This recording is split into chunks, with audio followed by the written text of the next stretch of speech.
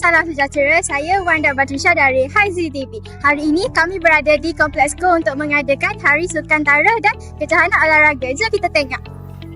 Selamat pagi Rania, bolehkah saya tanya apa pendapat anda untuk Kejohanan Olahraga hari ini? Saya sangat berterima kasih kepada pengetua, PKK dan guru-guru telah mengadakan acara kokurikulum, sukan kokurikulum. Saya sangat gembira walaupun sedikit penat tetapi saya sangat semangat. Salam sejahtera pengetua, saya nak tanya apakah harapan dan tujuan pengetua untuk mengadakan Hari Kokurikulum pada hari ini? Terima kasih anak. Sebenarnya SMJK Chongqing mengadakan sukan tahunan pada tahun 2026 ini kerana kami ingin melahirkan anak-anak murid yang cukup daripada segi intelek, jasmani, emosi dan rohani. Sebagai seorang murid, kita bukan sahaja perlu cemerlang dalam akademik, malah kita juga perlu cemerlang dalam co-akademik dan sukan. Sebenarnya melalui sukan ini banyak yang anak-anak murid dapat belajar. Mereka belajar bekerjasama, berjuang dan habis-habisan untuk menamatkan garisan penamat. Saya ingin merakamkan terima kasih kepada unit Co kerana telah berusaha melaksanakan satu tugas yang amat mencabar ini.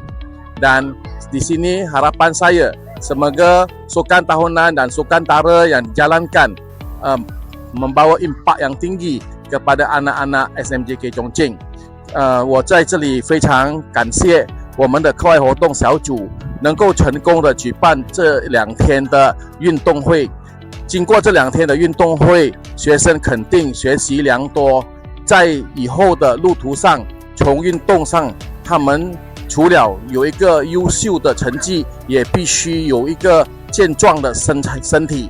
有了这2个因素，他们肯定的在未来的日子能够为社会谋福利，为国家争取，为国家效劳。他们就是我们的中正的骄傲。好，谢谢。Salam sejahtera PKK. Saya nak tanya apakah tujuan mengadakan Hari Kokurikulum pada hari ini?